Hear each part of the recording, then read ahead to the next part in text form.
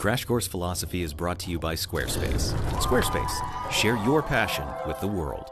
Why is the sky blue? Which came first, orange the color or orange the fruit? And why is C-3PO afraid of everything? Like, who decided it was a good idea to teach a droid to experience fear? There are some questions that we ask ourselves, either as kids or adults, or both. They're questions about weird everyday things, and they're weird because most of us don't know the answers to them offhand. But most of the time, those questions turn out to be pretty answerable. Like, for the ones I just mentioned, the short answers are because of the way photons interact with molecules in the atmosphere, the fruit, and because that's what George Lucas wanted. Maybe because 3PO is a protocol droid and they need to be able to relate to humans, though he could stand to turn his fear settings down a notch. Now, as you know, philosophers have a soft spot for questions that can never be answered. Most of the time, these puzzles make for great thought experiments, tests of our skills in logic and argument. But there are some questions whose very lack of an answer can be downright troubling. Unlike the occasional fluke of physics or bit of Star Wars trivia, there's a part of us that really wants or even needs to have an answer to these things. For the past month or so, we've been exploring the philosophy of religion, and we've been doing it mainly from a theistic perspective,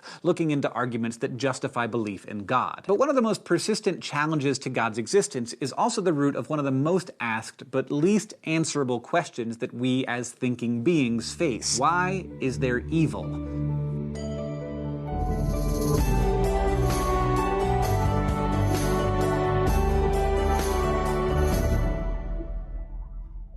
Evil comes in many forms, and likewise for philosophers, poses many problems, especially vis-a-vis the existence of God. First, there's what's known as the logical problem of evil. Like all rational people, theists can't help but acknowledge that the world is full of evil. And here we're understanding evil to be all manner of bad stuff, like not just Hitler or Darth Vader or Moriarty. It's everything in the vast spectrum of badness, from stubbed toes to plagues and everything in between. Theists and atheists both agree that evil exists in this way, but they disagree about the next part. Many theists believe in an omniscient, omnipotent, and omnibenevolent God. But atheists argue that this creates a contradiction, a set of beliefs that can't all be true at the same time. Because evil is bad, right? Whether it's stubbed toes or genocide or paper cuts or epidemics. So if there's really an all-knowing God out there, he knows about all the evil. He might even know about it before it happens. And if he's all-powerful, he could stop it. And if he's all good, then he would want to stop it. And yet he doesn't. The evil continues. Philosophically rational people shouldn't hold inconsistent beliefs, so atheists argue that you're going to have to give something up, and the thing to give up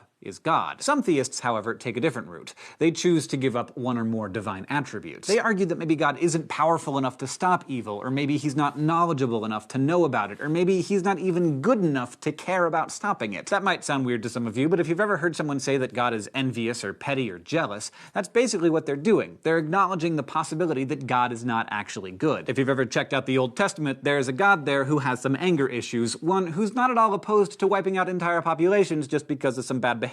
Still, despite this scriptural evidence, many theists are committed to God's omni-attributes and are thus stuck with a problem. They have to resolve the logical problem of evil and find some way to explain why God would allow evil into the world. And if you can do that, then you are presenting what is known as a theodicy. A theodicy is an attempt to show that the existence of evil doesn't rule out the possibility of God's existence. Yes, this is such a big deal that there's a word for it. And the most popular theodicy is called the free will defense. This argument holds that God maximized the goodness in the world by creating free beings, and being free means that we have the choice to do evil things, a choice that some of us exercise. This theodicy says that God doesn't create evil, but evil can't be avoided without depriving us of our freedom, and a world without freedom would be a worse place overall. This explanation preserves God's goodness because he created the best possible world, and also preserves his omnipotence and omniscience, because although he does know about evil and could stop it, he has a good reason not to ensure our freedom. The problem is, the free will defense only really addresses what's known as moral evil, or the evil committed on purpose by humans. Now, we're certainly responsible for a lot of bad stuff, but you can't blame us for everything. We can't be held responsible for the fact that the plates of the Earth sometimes shift, causing destructive earthquakes, or that a storm might knock a tree over that falls onto someone's house. This type of evil, the stuff that we're not responsible for, is called natural evil, and the free will defense can't resolve natural evil. Religion is one of those philosophical issues that can make it hard for us to consider anything objectively.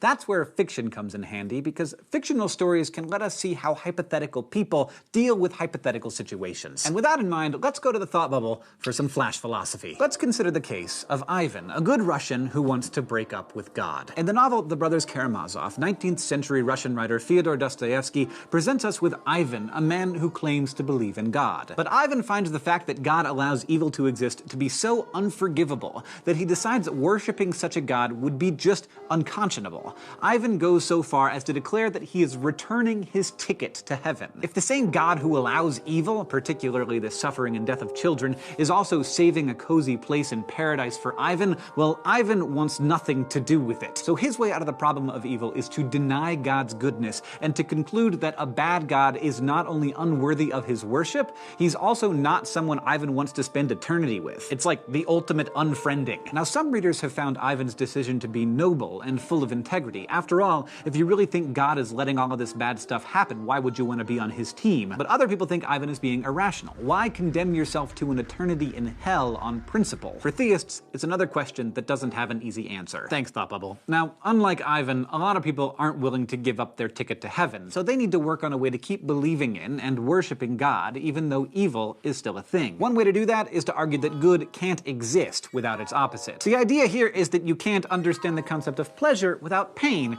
We don't know what it feels like to be warm if we haven't been cold. We can't understand the goodness of filling our bellies if we've never been hungry. But there's also another way, though it involves a little more work on your part.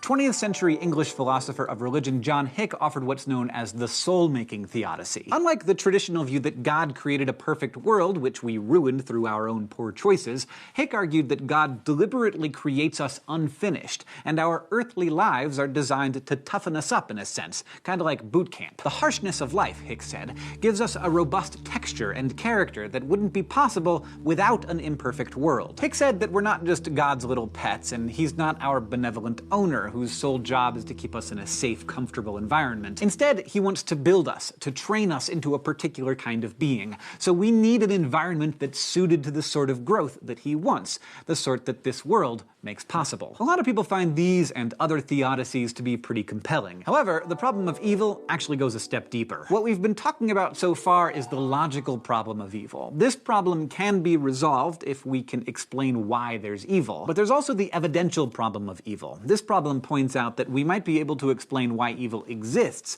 but we still can't explain why there's so much evil in the world. For instance, let's say that it's true that we really do need evil in order to understand goodness. In that case, why can't we understand the contrast through some sort of low-level evil, like paper cuts and head colds and having to work straight through our lunch hour every now and then? I mean, slow, painful deaths from cancer and city-destroying hurricanes, they don't really add anything valuable to our understanding of goodness, do they? If God were truly good, and if a negative contrast were really needed in order for us to understand the goodness of the world, then why wouldn't he just give us the very minimum dosage of necessary evil to achieve that goal? A counterargument might suggest that there's always a good that corresponds to and is proportionate to any evil, but empirically, such goodness is really hard to find. What good, for example, could possibly correspond to the horrors of a genocide? In cases like this, Hick's soul-making doesn't seem to cut it. You can't really argue that whatever doesn't kill us makes us stronger, because sometimes evil does kill us, a lot of us, and sometimes it kills us before we have a chance to grow and learn from the suffering we've endured. Despite these and other philosophical sticking points, a lot of people have found a theodicy that satisfies them,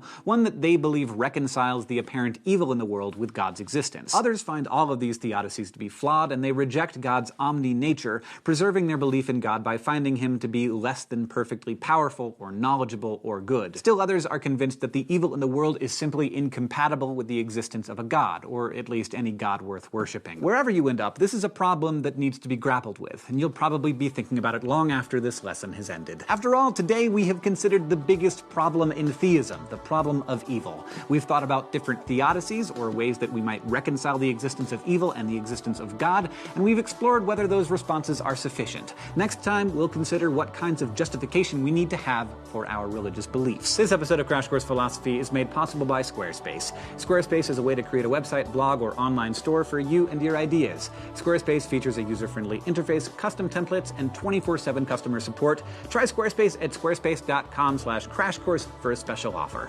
Squarespace. Share your passion with the world. Crash Course Philosophy is produced in association with PBS Digital Studios. You can head over to their channel to check out amazing shows like PBS Idea Channel, The Chatterbox, and PBS Spacetime. This episode of Crash Course was filmed in the Dr. Cheryl C. Kinney Crash Course studio with the help of all of these awesome people, and our equally fantastic graphics team is Thought Cafe.